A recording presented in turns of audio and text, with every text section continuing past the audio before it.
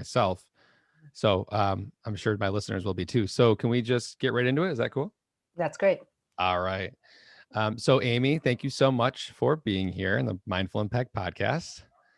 I want to ask you a question. If you, before we pressed record here, Amy said she listened to a few episodes, so I'm sure she knows what's coming up here. If you, or when you wake up in the morning right now, what is it that makes your day get started and it makes your heart like just bounce out of your chest for the day? The thing that makes me, jump out of bed and be happy is just the sense of the goodness of life. So we're in an environment that's very fraught with dissension and conflict and fear. We're in the middle of a global pandemic. There's poverty, there's systemic racism, there are real issues and tremendous suffering we're dealing with. But what gives me that ability to embrace life is that sense that there's this irrepressible creativity that emerges out of the human spirit. And that's there just like the sun is shining in the background behind the hurricanes and so that is there. And our job is just to part the clouds a little bit so it can come through. Oh, I like how you said that. Our job is to part the clouds a little bit. And is that what inner strength education, inner strength foundation is all about? Is like allowing teens is the main age group, right? To part the clouds a little bit and let that creativity through. Is that what this is about? If you could Exactly. share a little more on that. Exactly. So Inner Strength Foundation brings school mindfulness and systems thinking. So it's a complex program to high school students. Mm, It's a 3-month program in school, part of an academic classroom.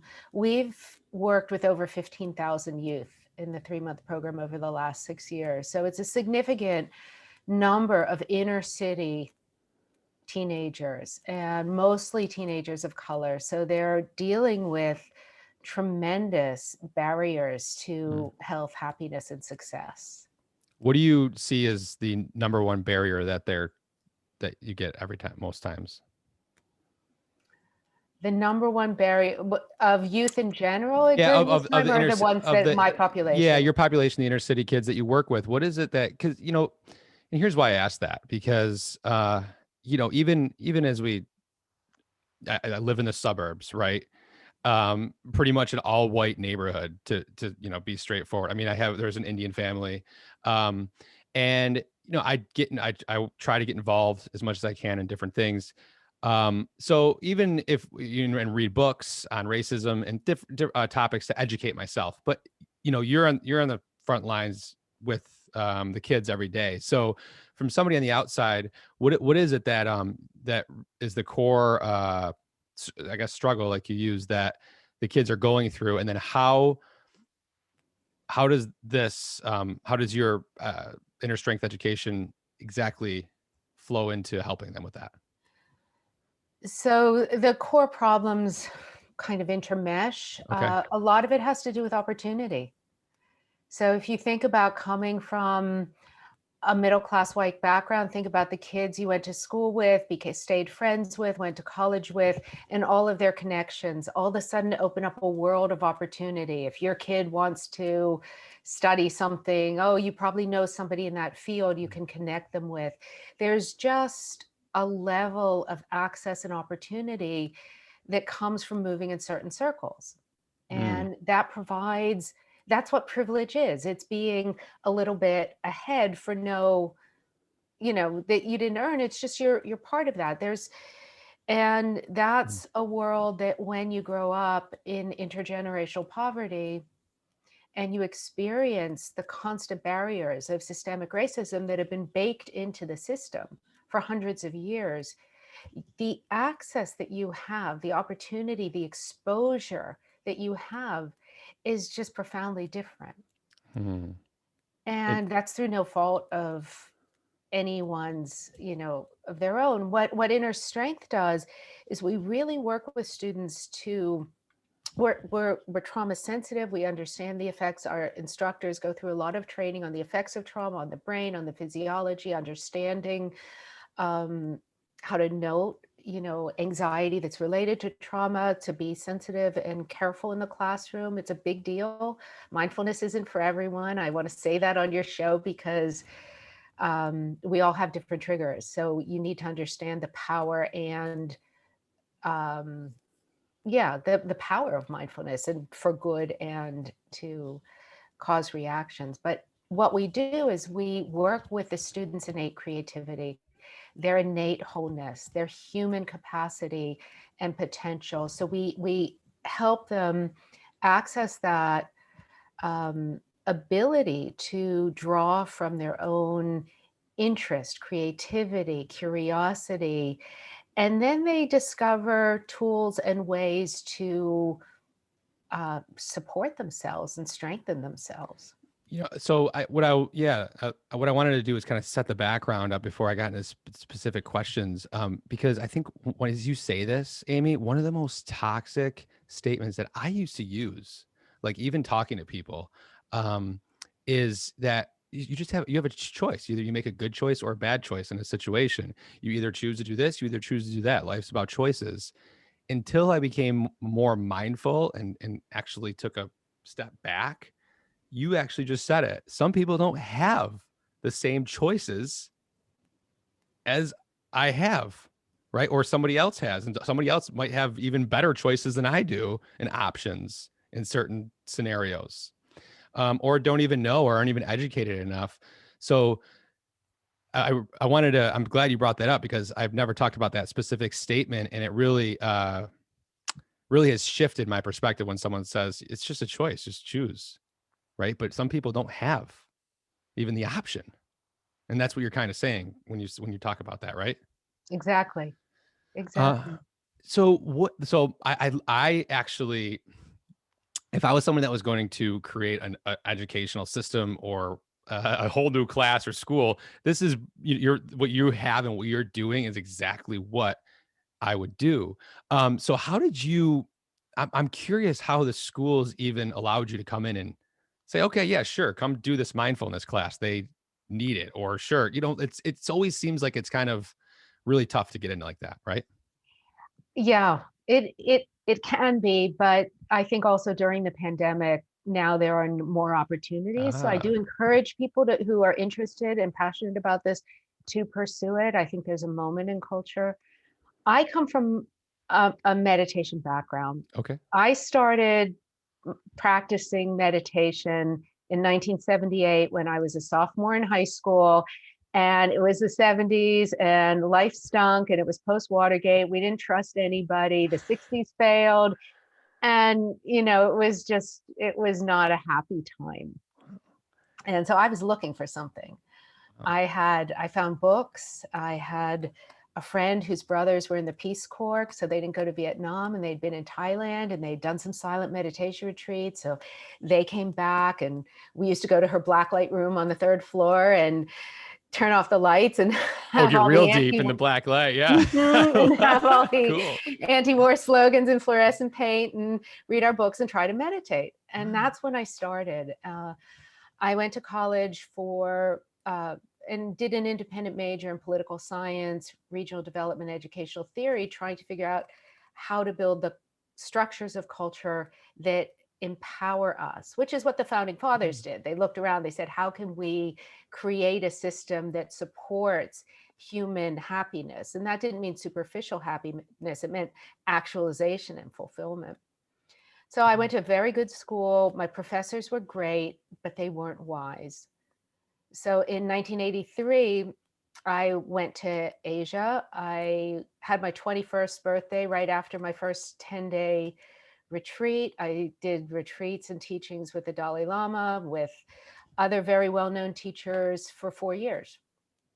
And then I came back to the States and I spent all of my adult life working with transformational tools, in depth practice, and that's what gave me my own. So I didn't come to this when it became popular. I mean, this has literally been a 40-year journey for me. And because uh, because I identify as white, because I come from a family of academics, even though they were poor immigrants, I had access and opportunity to do things that when I that the my my counterparts in this generation won't have. So I decided to take the best of what I learned and see how many teens we could reach in Philadelphia to literally change outcomes in a city. Because if we could reach a significant percentage of the population, the high school population, every year over 10 years, and impart in individuals that the tools to self-reflect, to be better teammates, to be better, caring for themselves and others, we could deal with depression, anxiety, trauma in a way that is becomes more organic. Peers start to reinforce with other peers. They take it to their families, they take it to their communities, they teach each other, and the genie's out of the bottle. It's not being held by some retreat center where you have to pay money and where you don't feel comfortable. You just spread it, these empowerment tools. And my goal is to change outcomes. Philadelphia is one of the, I think it's the 10th poorest of the 20 largest cities in America.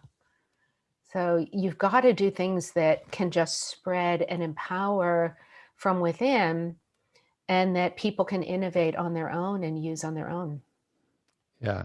Can I take a step back? Do you remember, do you remember your very first meditation by any chance? Like when you actually sat down for the first time and it had an effect on you, or you were noticing something?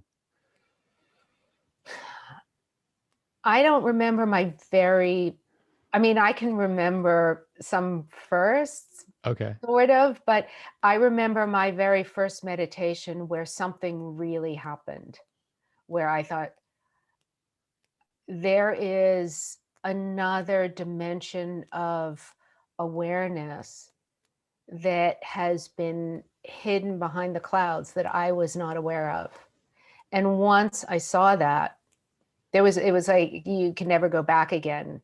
I don't know, it's like riding a bike, or when you first learn how to read, you can't really unlearn how to read. When you're 6 and you first learn how to read, then all of a sudden you're like, everything lights up and you're reading everything, and you don't see little black shapes anymore as designs. You see them as words, as symbols, as whole universes. And so I had, very early on in my early 20s, I had one of those experiences. And the rest, for the next couple decades, it was a lot about developing confidence in what I already knew. Wow. That's powerful. And going now coming to today with your kids, do you with this program, first question is it a mandatory class that the kids have to take? Because I hear from Mhm. teachers, really any school, like the number one problem is the kids just not wanting to be there, right? Especially inner city schools, right? So are they like open and willing, and how do you get? And the reason I'm asking this is because I think for any parent or out there now, one of the hardest battles for anyone is to yeah, lead by example, right? But how do we go one step further and penetrate, I guess, or put this wisdom inside of the children? How do you go about that? Like, what's your first step Well, when you're I introducing was yourself? I was very pragmatic. I don't like to market to get bums on seats. So if you're trying to bring this in an optional way in an after school program, you're constantly having to give kids Ah, incentive. Kids have to be in school. So all I had to do was create a program that was evidence-based. We've had statistically significant improvement shown on research out of Syracuse University for since 2015. I wrote a curriculum manual. I wrote a book about it called The Conscious Classroom, which was received an Independent Publishers Award for educational theory. So I had, and it's designed with an academic component. It's mindfulness, it's self-compassion, it's systems thinking. So teaching students how to see whole systems and understand their experience in light of systems. It looks at evolutionary brain science, 300 million years of brain development, the adolescent brain and cultural shifts from over the last 600 years, from simpler community structures to the complexity of postmodern times. So Well, it's a very rich program. I And yeah. I could imagine there's some breakthroughs that you witness, or at least they say. uh, Now, are you actually in the classroom still yeah, today? I am. I was Okay. just in the classroom before getting on with you. I'm going to be in the classroom 10 minutes after we're off. Okay, cool.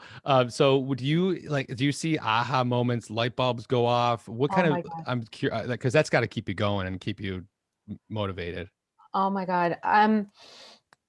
I had one student, I mean, there's so many and they're so moving. I had one student who he was first generation Latinx college aspiring student. And he was from a family without means, but he was in an international baccalaureate program in one of the public high schools, but he had no self-confidence. He never spoke up, but he always did the mindfulness and he loved it. So he had to, one of the things about this program is they have to actually present in oral exams in front of a panel of 3. And he was doing his oral exams on Shakespeare. And he said, he told me about this. I saw him the day after this happened. And he was standing outside the door and he was shaking and he almost didn't go in. He took a deep breath and he just started doing the love and kindness practices. He started sending himself love and kindness. He started just saying, "You've got this, you've got this." And something happened and he walked in and he said something just took over and he just was completely relaxed and totally enjoyed himself. Now, the teacher told me, I saw her the next day, she had tears in her eyes. She said, "I have been teaching for 25 years. I have never seen a student speak with such complexity, authenticity, and originality of thought." And she said, "I never would have expected that of him. I never saw that from him." It was like he was speaking from an entirely different part of himself, and it was extraordinary. Wow. I got chills listening to that. And I'm sure people listening too, because yeah, there's a few things in there that I see. One thing as a teacher in these classrooms, they just have to be leading from such empathy and compassion, which is a great starting tool, especially if in any teaching situation. And then these, they're acts by teaching them mindfulness, they're definitely accessing some other piece of them that they never knew that they could, or without this class would never have accessed for years and years and years, probably. Would you Mhm. agree? Yeah, teachers tell me all the time. So we have 8 instructors right now. Yeah. We're in 97 classrooms for a 3-month period each classroom this year. Um, but I have teachers tell me all the time that it has changed how they teach and it's changed their classroom environment because they see myself or our instructors curious and inviting the students to explain themselves or to discover or put things together. And we're not holding, like, mindfulness is not about having a blissful experience or getting rid of your thoughts. It's about awareness. It's about paying attention. It's about observing. It's about cultivating that curiosity and seeing what you find. And what you find, if you really let go, can be just beyond your expectations. And when teachers start to see that they don't need to force the kids to get the right answer, and they don't need to penalize the students if the answer is different or if they have a hard time. Because I've done so many long retreats that I tell my students, I say, look, I've struggled through everything. I've fallen asleep, I've gotten more angry, I've gotten bored, I've wondered why I'm doing this. So any answer is acceptable, but you need to be curious about your experience. What I really like that word curious. I've been using it more and more myself through this like mindfulness. It's somehow resonating a lot, by the way. But how long do you typically, when you do lead a meditation, how long are you doing it for with this audience? And what types? meditation. So let me take a step back. This is interesting, right? So I went through to be a meditation teacher back in June of last year. My mentor, David G. I don't know if you're familiar with. Okay. So and one of the questions at the last day was a Q&A. And one of the questions I asked, because this has been, I haven't taken the next step yet. I don't know if I don't feel like I was ready or what, but one of the questions that I asked, or the only question I asked, was if I was going to go into the inner city and teach an hour class or a half hour class on mindfulness, what would you suggest I walk them through as the actual meditation? That was the only question I asked, because that was something that was in my mind as how I could use what I'm learning to impact somebody else and others that don't have the same access. Right. So it's interesting. So and admittedly, I haven't pushed forward to it. I could use the excuse of the pandemic. I could use the excuse of working on a course for parents, all this stuff. Right. It is there as a goal though. And I did make the reach out and make the contacts necessary to do it. What I'm saying is, so I'm curious, what kind of length and what do you walk them through? Um, well, one thing I'd recommend, especially if you're, maybe you're not seeing people on a consistent basis, is always give people options. So I'll give the options to the students, do you want to do 3, 5, or 7 minutes? And but Hmm. and then after a while, is it 5, 7, or 9? Is it 7, 9, or 12? Or is 15? And then if a third, I'll go with the bulk of the class, Sure. but I let the students know the ones that want to stop sooner, I'll let you know when that time is. And you can stop then. And then I want you to journal about the 5 things that make you happy, Ah, so that you're always allowing people to self-regulate. Because when, in any room of any socioeconomic background, people have had different life circumstances that have been challenging. Mindfulness can bring that to the forefront. And so we want to be able to empower people to self-regulate. I learned in the school where you sit in meditation, you do not move for 2 hours. whether you have an itch or anything, you're just You just there, do not move. or you I get mean, slapped with a ruler or something. yeah, I mean, it wasn't a Zen setting, but it was a different setting. Uh, oh, yeah. I mean, I really, I can tell you a funny story if you'd Why like. not? I mean, yeah. Let's riff. Yeah. What's the story? So I was on a meditation retreat. It was 1985 with a very famous Theravadan teacher, Vipassana teacher named S.N. Goenka, who's since passed away. And I had sat with him before in India, and this one happened to be in Shelburne Falls in Massachusetts, and they're very strict. So in that time, you'd come in, they'd take your wallet. There was no cell phones, of course, but you wouldn't have had one. They take any pictures or any religious objects. They just want you to do the very rigid, austere instructions. And one of the things is you can't make any noise. You're silent. You do, sitting meditation on breath and sensation. And so I was feeling really sick, and I was in this outdoor, it's in Massachusetts in summer, there's this big outdoor, there was a tent, and I don't remember, there were like 10 women in the tent, and I was like whimpering because I was actually really sick. And so somebody complained, and one of the head teachers, assistant teachers came, and she said, you have to be quiet. I said, I think I have malaria.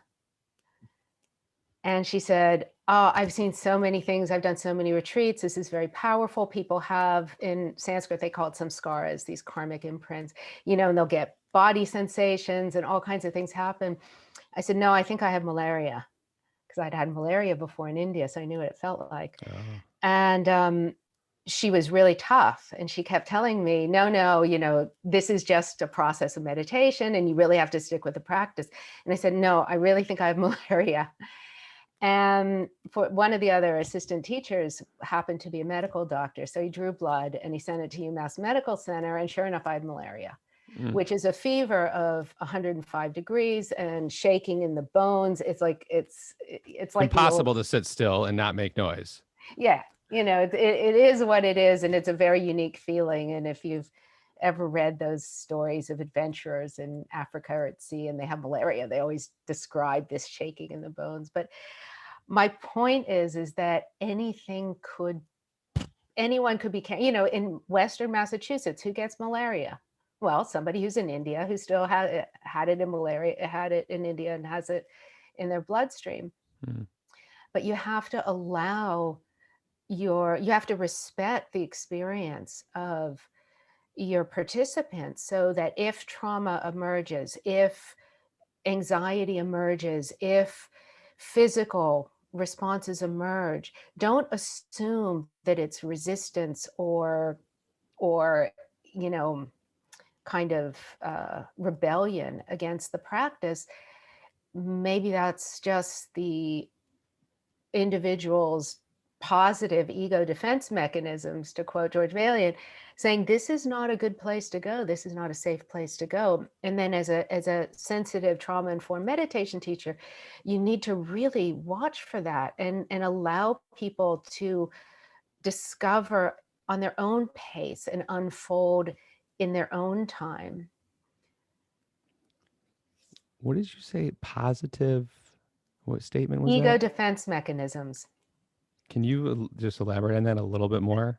So there was a psychologist named George Valiant, and I think he's the one that coined that term. And what it comes from, I'm not a psychologist, but I've done a lot of reading. Basically, it says that if things are too much for our system to process at the time, then our system will shut down in different ways. If your goal is to empower an individual and allow them to heal and to grow, the best way to do it is to give them opportunity and allow them to grow, invite them to grow. You know, it's like when they used to do this in nursery school. So they'd give you a lima bean and you'd wet blotter paper and you put the lima bean between the glass and the blotter paper and you'd watch the lima bean grow and you put it in the window and lo and behold, this little sprout would come out. When I was little, I used to try to pull the sprout out To make it bigger. Yeah. and I'd kill the little lima bean Oh. plant that was growing. Oh, okay.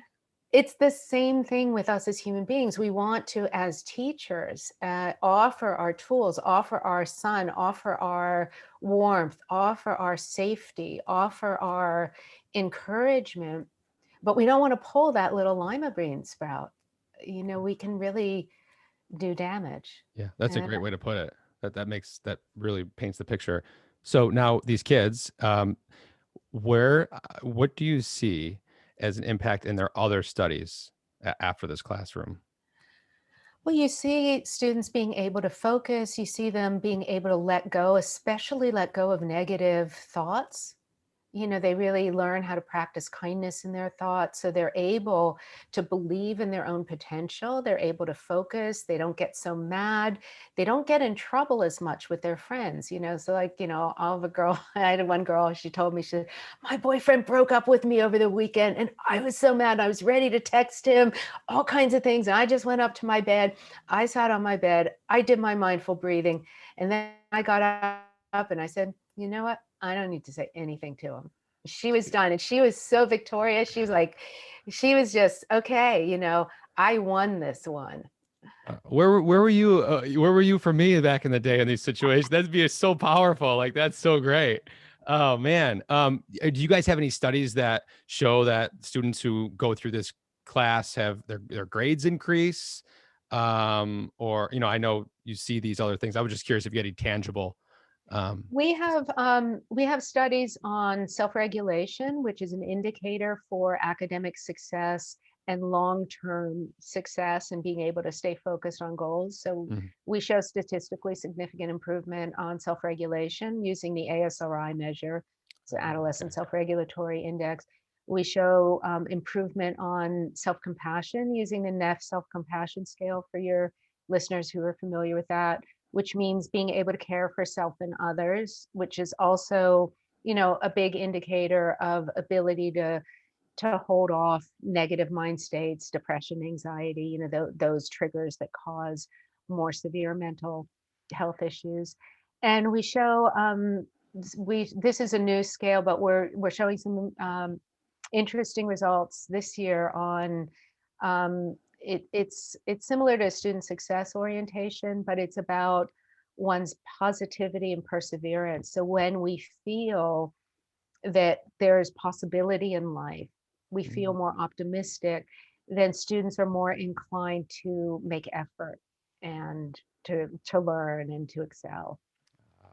And I love how you answered that question because let's be honest, grades don't make the person, right? Like there's plenty of people who get C's and end up great people and help out a lot of individuals. So what you're focusing on is the growth, the self-empowerment, and that's what's going to lead to unlimited, boundless opportunities or whatever and impact and that ripple effect, right? Mhm. Love that.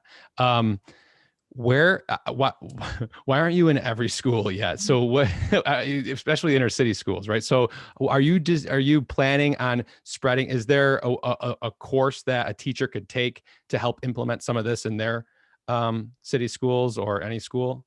Yes, there is. I run 3 levels of a course, and we have a foundation to mindfulness in the classroom, which is actually coming up April 3rd.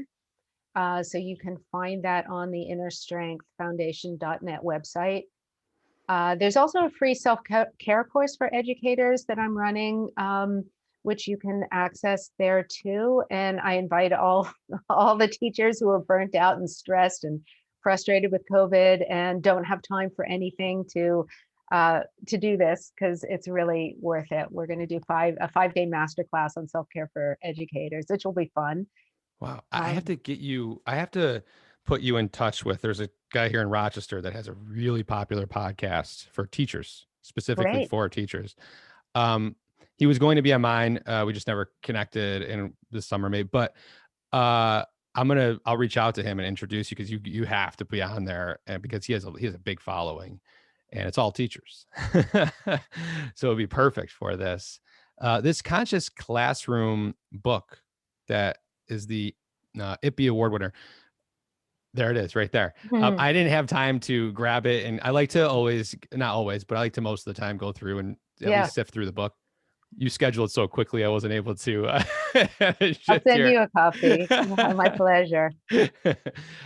What is this for? Can this be for parents too, and not just teachers? Um, Absolutely. The okay. conscious classroom is not a how-to book. I think there are plenty of good how-to books, but it Okay. really it gives you a perspective and a context. And I think for parents right now who look, the COVID and learning online has just been so difficult for everyone. Mhm. Parents who are home with their kids, kids who are away from their friends. All the parents I know are constantly looking for tools to help. I think the Conscious Classroom's a great book to enjoy because it gives you some methodology, but it gives you a way to think about these tools so that when you approach them and when you approach your child or your student or your grandchild or your niece or nephew or the kid next door, you have a sense of why and how. Mindfulness is it has to do with the way our orientation towards the world and our orientation towards self and other. It's not just an exercise we do to calm down the negativity, because then we're looking at it like a pill, which is passive, and we just do it and then we experience the effect. But what's more potent about the practice is when the individual encouraging somebody else to do it gets lit up by the sense of, oh, human consciousness. I never really think about what it means to be somebody who is aware. I know things, I see things, I feel things. What does that mean about the brain? What does that mean about the nature of thought? Are thoughts me? Are they not me?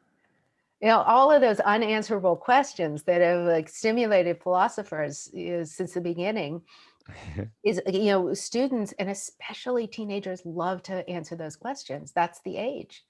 Why am I here? What am I doing? What do I want to be?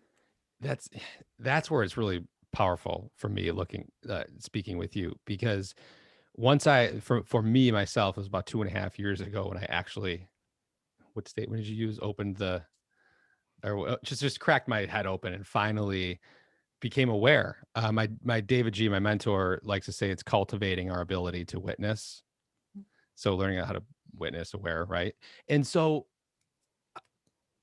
and then I started looking at all these past things that I did and went through, and there came a point when I was like, "Oh man, I don't know if I want to be aware." So if I can, I hear you. if we can instill this in teenagers, they don't have to go through that. Oh man, I don't want to be aware phase. They could get it, at the right time. I mean, there is no right time, right? Any time's a good time, but a better time, I guess. That's great. Yeah, I mean, we're human, so we're all going to make mistakes, and hopefully we're all going to mature, and then we're going to look back on our earlier selves and go, "Wow, I did that. What was I thinking?"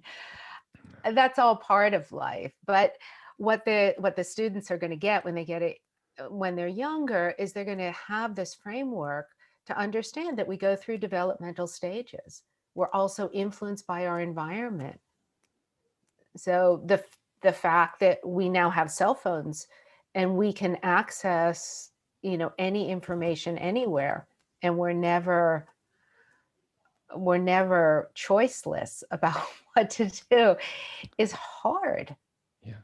And like this is so, it's almost mind-boggling. It's almost psychopathic that this isn't part of the school education curriculum. Honestly, like it's almost like it just it's really, and it's same thing with being a parent. Okay. Do you have kids? I don't know. Okay. So with being a parent, I feel like it should come with a course. Like at month 2, like you have to go through this like 6-week course of learning that, kids are just like, they can't even access their brains to make reason until they're like 7 or something like that, right? So they're not doing things to make you mad. They're just doing it because they don't have any other ability not to throw something across the room. And most parents get, we get so upset and enraged over this stuff. So having these mindfulness tools for teenagers is extremely powerful. And I think that this book, I want to read the book, and I enjoy that I am having you on to give people some tools also, um, to to be the parent they want to, right? Or be the teacher that they want, that they Right. really, really How want to. how many parents are struggling with self-doubt? So when am I a good parent? Do I love my kid enough? I got mad. Is there something wrong with me? So that self-doubt is something that the children will feel, but they'll internalize it. They'll think it's them because, a young child, the world revolves around them. They haven't really differentiated that there's another with their own world. Everything is them. And, Yeah. when a parent doesn't feel secure in their own love, we're all imperfect. There is no such thing as this ideal perfection, but that, when a parent is secure in their own, human care and human foibles, and they pass on that security to their children, then they can make mistakes and they can say the wrong thing and they can get mad, but there's that sense that underneath that life is good. Our relationship is good. Whatever we're going through, whatever human imperfections, it's okay. We can handle it. There's give in the system for that.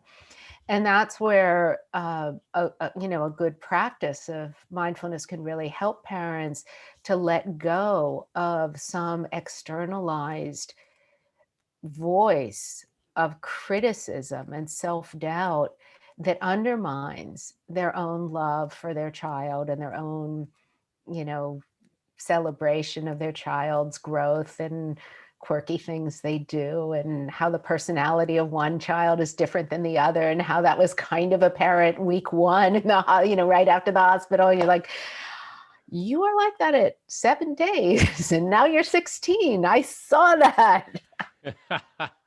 Right. I like how you said letting go, right? Like just to let go more often, to be a little bit more playful and lighter in our spirit. It's probably a very powerful tool as a parent.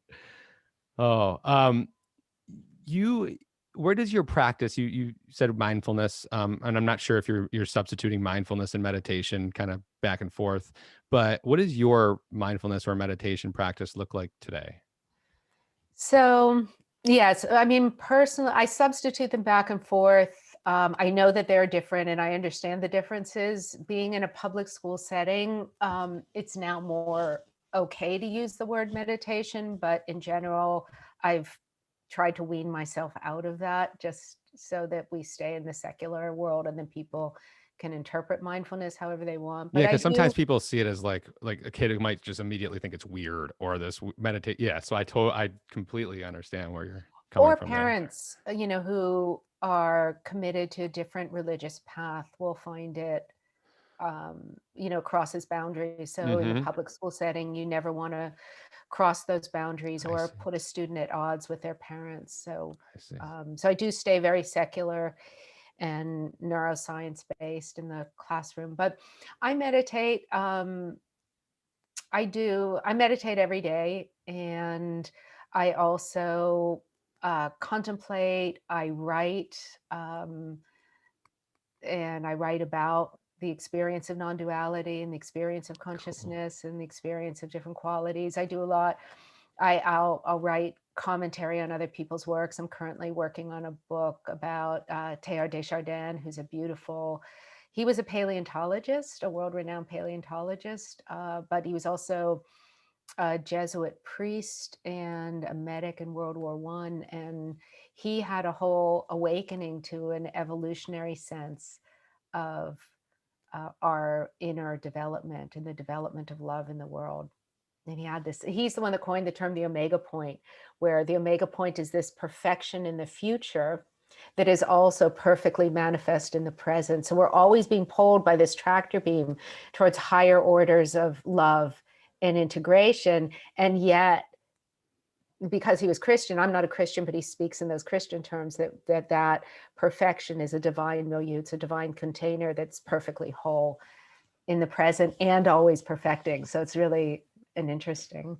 So Yeah. I'm currently like immersed in that, and I have a lot of deep friends, soul friends who we've been in, discussions for 25 years about insights and practices and tools. So So cool. yeah, I'm just always interested.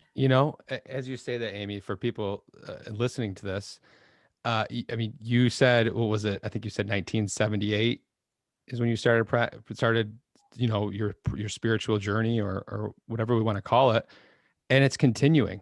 Mhm. But you like there's no, that's the beauty of it, where there's always something to dig deeper in and learn more about. And like you said, we're never this perfect human person. So for those that are wanting to explore this avenue, or just know that it's boundless. Like there is so much, and Amy's a perfect example of that.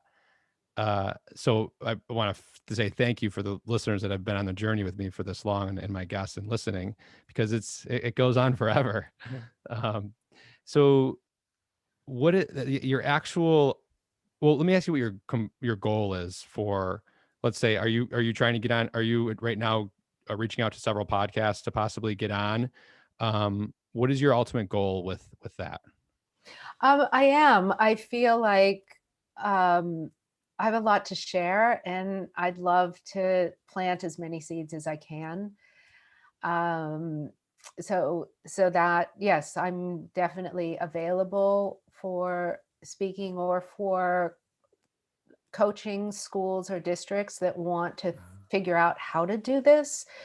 I I have cultivated a group of instructors who work in Philadelphia. I'm interested in creating visible outcome in the city. So anyone in this area who wants to partner with this in a more significant way can reach out to me through the website, innerstrengthfoundation.net. We're building a mobile app right now, which we just had 17 interns beta test it, and they asked for all kinds of fixes. So that was a lot of fun.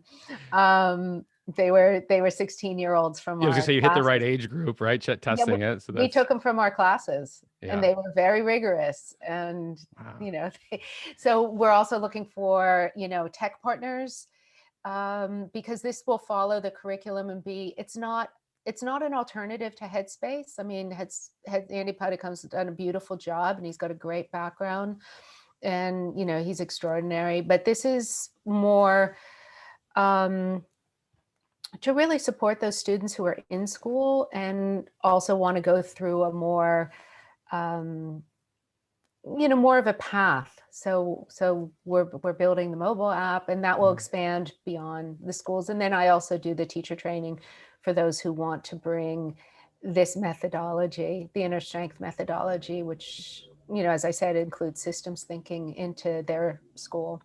Wow. Wow. It's just you've developed, this is what I see.